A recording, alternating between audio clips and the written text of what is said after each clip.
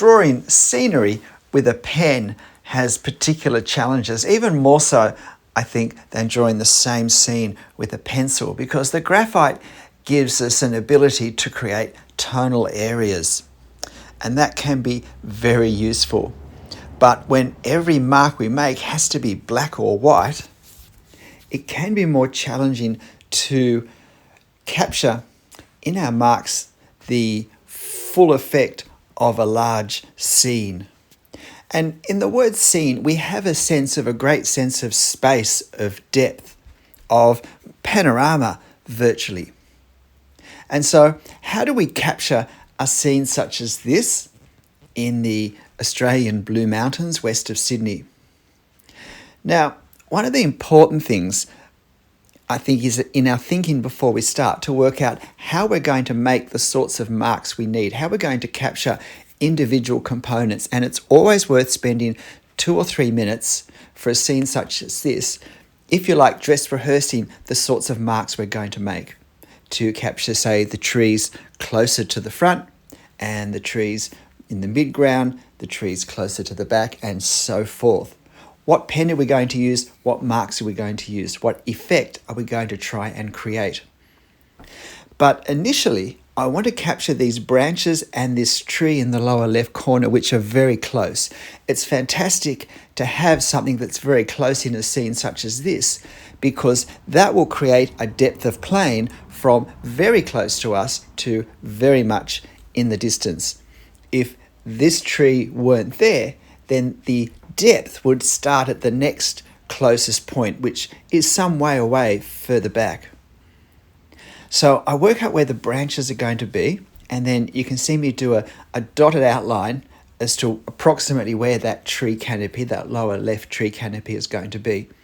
Because I've decided that I'm going to create value around that lower left corner tree to make that tree stand out more, because that's going to be the challenge. Without colour, when I start to make the marks for this tree as opposed to the marks for the trees behind it, how will we be able to tell the difference? Now, as well as doing that at this stage, I'm also just creating some dotted lines, which I hope will be hidden at the end of the drawing, but to give me a sense of where the escarpment on the far side of this valley is.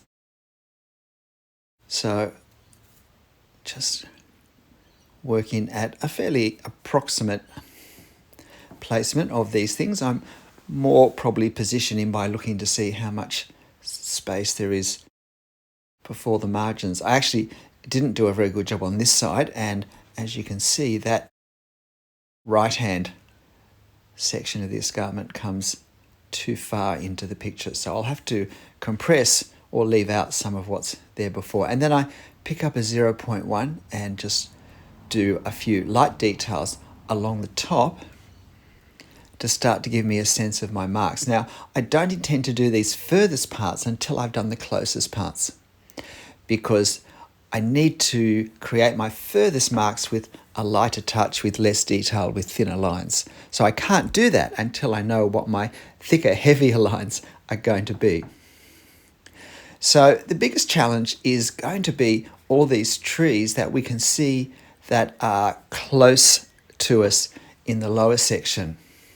How do we draw those with a pen? And you can see here, if you like, my solution to this. Now, this is a great example of drawing the effect of what we see, not drawing the detail of what we see. So I'm doing my best not to think of trees, but to look at the shapes, the values, the contrasts, and how they all line up, and create that effect with my marks. And I spent a fair bit of time on this lower section. Overall, this drawing took me just under an hour to draw in real time. There's about 7 minutes of it that pops into existence a bit further on all at once, where I forgot to put the camera on after I'd turned it off. So you can see what I'm doing here now. I'm using 0.3mm pen and doing the closer background that's just in the background behind this close tree. And I'm wanting to make this dark because I'm going to rely on the contrast between this and the tree in the lower left to make the tree stand out. So if anything, I'm going to exaggerate the darker values that we have for this section.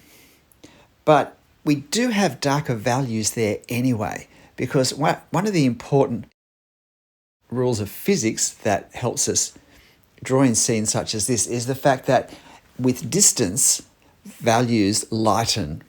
With distance, we have less intensity of colour, which is important if we're painting, but we also have less darkness of value.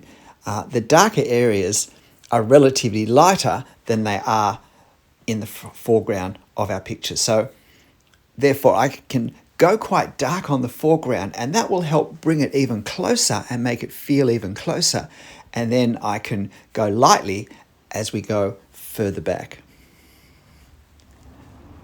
So you can see perhaps what I'm doing. I'm really trying to draw the shadows, the areas under the tree canopies. And some of them line up in rows for short distances. Some of the trees line up in rows.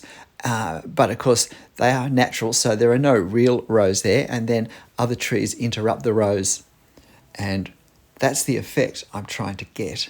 And sometimes we can catch a glimpse of a tree trunk silhouetted against the shadows behind it. And so I try and capture that as well. The other visual effect that we have when we look at these trees that are close to us is a sense of roundness over their tops. Like a piece of broccoli, I often think of these trees when I look down at them from lookouts that are reasonably high above. And so there's a roundedness to what we see. There's a roundedness of the individual trees, but there's an overall roundedness of trees that are relatively the same age and therefore the same height, because they're mostly the same type of tree.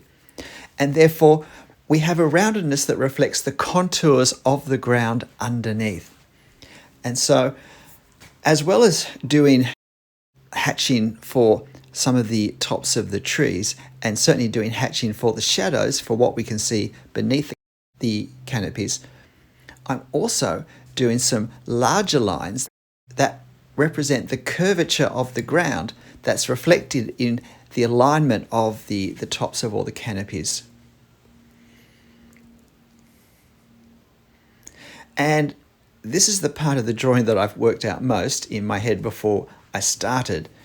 And then it really is a case of I need to see how what I've almost finished drawing looks before I really can then work out how I will do the marks to represent the trees and the ridge lines that are a bit further back, because they will all be relative to what I've done in the foreground. Because I need to create the effect of depth, I need to lighten my values, I need to thin my lines, I need to simplify my details. And the trick is to do it not too abruptly, but not too slowly either.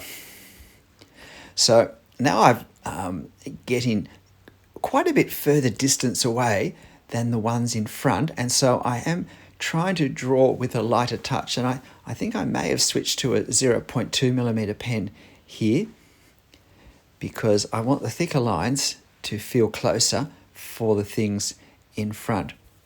And I am using the 0.2mm line to do the hatching over the tops of these closer background trees down the front, because I wanted that to be a lighter line and a lighter effect than the lines I used hatching for the shadows under the canopies.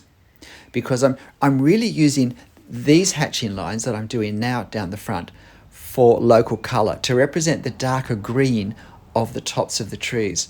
I'm not using it for shadows. So now I'm looking at this erosion of a creek that rolls down from a waterfall at the top of the escarpment. These look magnificent when it's wet. And so what I've decided to do is to use hatching lines now to represent the shape of the ground. So I'm trying to capture the sense of the curvature of these ridges, and they do go in every which direction, and some of the angles I choose are probably more successful than others. But that's the effect that I think visually we see when we look onto the other side of the valley. We're not so much thinking of trees because they're small enough that there's really just this sort of fuzzy pattern.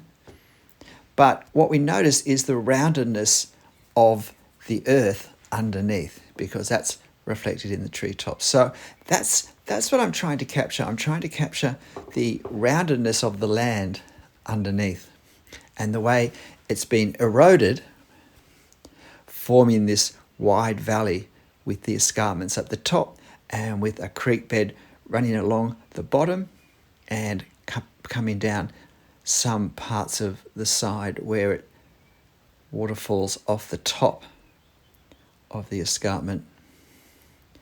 And I also want to capture some of the weathering of the rocks, where we have the dark grey of the long weathered sections and we have the lighter brown where pieces have fallen off into the valley below and not had time to age. So I've switched to a 0.1 now. And if there's one thing I'd like to do again with this drawing, and it's always good at the end to think, what would I do differently? I would have used a 0.05 for these very furthest parts that I'm doing now, just that section to the right and above. I feel like it would have worked better with a 0.05 millimeter pen for those. I really don't like using a pen that fine. I just feel like it's too scratchy, but I think it would have worked better for me to have used there.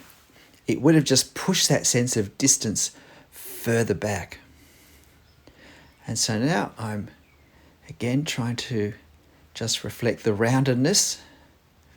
And you'll see though, I'm not just doing the hatching lines. I am putting little bits and bobs and dobs of ink as well, but particularly in the mid right hand side, to represent some places where there are greater shadows, where there are gaps in the canopy for one reason or another. But I need to make sure I consider the scale very much before I make those marks. Because if I make them too large, it's going to confuse visually the sense of foreground, midground and distance. Now I've switched to a 0.1, no I haven't, I've switched to a 0.1 millimeter pen now because I'm wanting to be quite light now in these further marks. But I'm using the same sort of marks, again though with a lighter touch with less detail, because that will reflect the fact that that's how we see things as they get further away. Lighter, less detail, finer. And I did want to do a little bit of definition on top of the escarpment as it slopes down somewhat to the precipice just a bit lower down. And so now I'm really doing the same as what I did on the right hand side now for the left hand side of this creek, but I'm keeping it a lighter feel.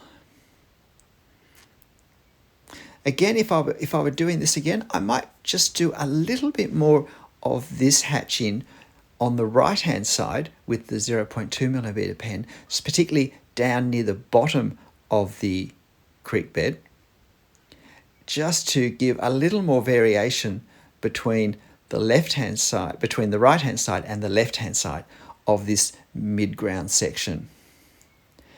Just to bring it a little bit closer to us, but of course nowhere near as close as the foreground. And so now I'm starting to see how it's looking. So I'm making some adjustments to increase the value. And I also want to make these branches stand out a little bit more. Now the branches aren't the star. They're not meant to be obvious, but there's at least meant to be a sense of there's something there that's much closer. And so it is tricky to capture them because they are in silhouette. So it's the sort of detail we have to decide, no, I think visually this is going to be very helpful. And so I'm going to make the time commitment and the effort to try and preserve the white space. it's particularly annoying when in a moment of inattention towards the end, we suddenly fill in with ink a space that we've managed to preserve the whole drawing. And at the very end, I think that parts of this lower left tree need to be a little bit darker. It just all looks a little bit too white, I think. And then we have the unmasking, and this is it. G'day, I'm Stephen Travers. Look, these sorts of scenes can feel very intimidating with a pen, black and white. It's hard to capture the effect, but it's all about seeing the effect and working out what marks you can use to create that effect in our drawing. I really hope you found this helpful. I have a playlist on drawing the effect of what we see if you're interested. But look, whatever you're drawing, however you're drawing it, make sure you have fun. Bye.